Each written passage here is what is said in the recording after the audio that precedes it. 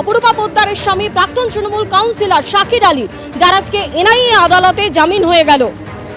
30শে June তাকে গ্রেপ্তার করা হয়েছিল এবং রামনবমীতে অশান্তির ঘটনায় মূল চক্রী হিসেবে গ্রেপ্তার করা হয়েছিল শাকির আলীকে।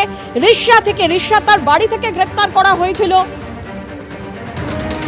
তৃণমূল কাউন্সিলর শাকির আলী, যাকে জামিন দিয়েছে এনআইএ আদালত।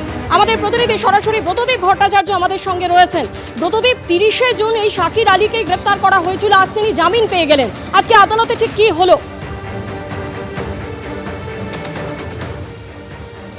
দেখো, 30শে জুন শাকির আলীকে গ্রেপ্তার করার পর শাকির আলীকে আদালতে পেশ করে এনআইএর আইনজীবীরা দাবি করেছিলেন যে এই যে রিষড়ায় 2023 সালের 2রা এপ্রিল যে ঘটনা ঘটেছিল, রামনবমীর মিছিল বেরিয়েছিল এবং সেই মিছিলে হামলা হয়, সংঘর্ষ হয় দুই গোষ্ঠীর মধ্যে, একেবারে ধুন্ধুমার কাণ্ড, ইট বৃষ্টি, বোমা বৃষ্টি, এমনকি বহু পুলিশ কর্মী আহত হয়েছিলেন।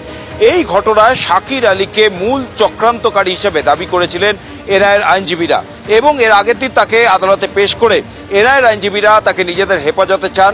আজকে সেই হেফাজতের মেয়াদ শেষ হয় এবং তারপর শাকির আলীকে ফের আদালতে পেশ করা হয়। আজকেও কিন্তু এনআইএর আইনজীবীরা আদালতে শাকির আলীকে পেশ করে দাবি করেছিলেন যে শাকির আলী তদন্তে সহযোগিতা করছিলেন না। যেদিন তাকে গ্রেপ্তার করা হয়েছিল সেদিনও কিন্তু এনআইএর একই দাবি ছিল, শাকির আলী তদন্তে কোনো রকম সহযোগিতা করেননি, তার ফলেই তাকে গ্রেপ্তার করা হয়। কিন্তু আজকে শাকির আলীর আইনজীবীরা তার জামিনের আবেদন করেন। আগের দিনও শাকির আলীর যারা আইনজীবী তারা জামিনের আবেদন করেছিলেন, সেই আবেদন নাকচ করে দিয়েছিলেন বিচারক। কিন্তু আজকে শাকির আলীর আইনজীবীরা জামিনের আবেদন করেন এবং সেই আবেদন মঞ্জুর করেছেন বিচারক। অর্থাৎ 2023 সালের 2রা এপ্রিল রিষড়ায় রামনবমীর মিছিলকে কেন্দ্র করে যে সংঘর্ষ গণ্ডগোলের ঘটনা ঘটেছিল এবং যেই ঘটনায় মূল চক্রী হিসাবে প্রাক্তন তৃণমূল সাংসদ অপরূপা পোদ্দারের স্বামী শাকির আলীকে মূল চক্রান্তকারী হিসেবে দাবি করেছিল এনআইএ, সেই মামলায় শাকির আলী আজকে জামিন পেয়ে গেলেন। আজকে শাকির আলীর যারা আইনজীবী তারা আদালতে সওয়াল করেন যে গত 3 বছর ধরে এনআইএ যতবার শাকির আলীকে ডেকেছে, হাজিরা দিতে বলেছে, শাকির আলী গেছেন, তিনি সমস্ত রকম সহযোগিতা করেছেন এবং এই গত 3 বছরে যেটা শাকির আলীর আইনজীবীদের দাবি, এনআইএ তার বিরুদ্ধে কোনো রকম তথ্য প্রমাণ, তার যে প্রত্যক্ষভাবে ওই গণ্ডগোলে ইন্ধন দেওয়ার বা নেতৃত্ব দেওয়ার অভিযোগ উঠেছিল, তার কোনো তথ্য প্রমাণ কিন্তু এনআইএর তরফ থেকে আদালতে দেওয়া যায়নি এবং একই সঙ্গে তার অসুস্থতার কথাও বলেন শাকির আলীর আইনজীবীরা।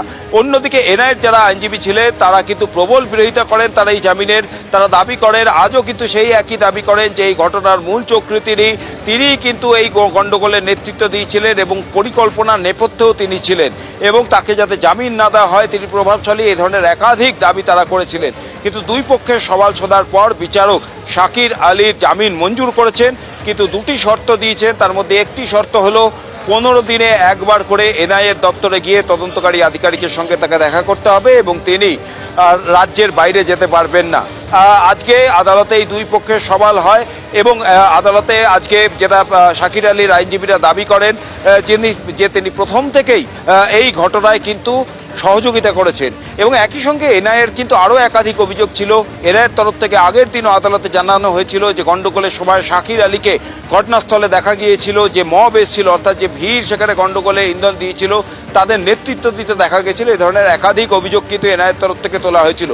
যদিও শাকির আলীর যারা আইনজীবী তাদের যেটা দাবি যে তিনি গণ্ডগোলের সময় ইন্ধন দেওয়ার জন্য নয়, আজকে আদালতেও তারা এই কথা জানিয়েছেন যে তিনি শান্তি রক্ষা করতে গেছিলেন এবং সেই শান্তি রক্ষা করতেই তিনি সেখানে গিয়েছিলেন, এমনটাই দাবি করেন শাকির আলীর আইনজীবীরা। সমস্ত পক্ষের সওয়াল শোনেন বিচারক এবং শোনার পর শাকির আলীকে জামিন দিয়েছেন, তবে দুটি শর্ত দিয়েছেন, এই দুটি শর্ত তাকে মানতে হবে। আপাতত এই মামলায় তাকে জামিন দেওয়া হলো, এমনটাই কিন্তু আজকে আদালত থেকে জানা গেল। সম্রাট, ব্রতদেব, তুমি আমাদের সঙ্গে থাকো। শাকির আলীর আইনজীবী কি বলছেন শোনো।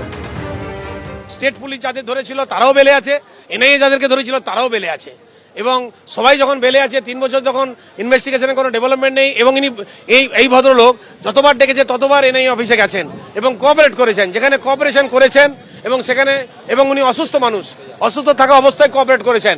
এরকম অবস্থায় একজনকে বেল দেওয়া হোক, আমরা এই গ্রাউন্ডেই বেল চেয়েছি। কন্ডিশনে বেল হয়েছে, একটা হচ্ছে 15 দিন অন্তর দেখা করতে হবে এনআইএ অফিসে এবং স্টেটের বাইরে যেতে গেলে আপনার কোর্টকে জানিয়ে যেতে হবে। এটা till filing of chargesheet of the এই কন্ডিশনটা।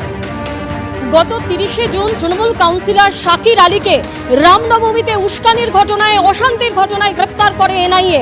আর এনআইএ যখন আদালতে তাকে পেশ করে, একাধিক চাঞ্চল্যকর তথ্য এই শাকির আলী সম্পর্কে বলা হয় সেলিব্রেশনের জন্য 31শে ডিসেম্বর করা হয়েছিল ব্ল্যাঙ্ক ফায়ারিং। অপরূপা পোদ্দারের স্বামী শাকির আলীকে গ্রেপ্তার করে দাবি এনআইএ। আলাদা আলাদা বন্দুকে ব্যবহার হয় এমন 36টি গুলি উদ্ধার। শাকির আলীর প্রভাব উল্লেখ করতে গিয়ে কোর্টে দাবি এনআইএ। রামনবমীর মিছিলে হামলায় উস্কানি দিয়েছিলেন শাকির আলী। শাকির আলী নিজে ছিলেন কাউন্সিলর, স্ত্রী ছিলেন সাংসদ। আগে অনেক অসহযোগিতার মুখে পড়তে হয়েছিল। সরকার বদল হওয়ায় এখন মিলছে 100% সহযোগিতা। রামনবমীতে হিংসা মামলায় কোর্টে দাবি করে কেন্দ্রীয় এজেন্সি এনআইএ।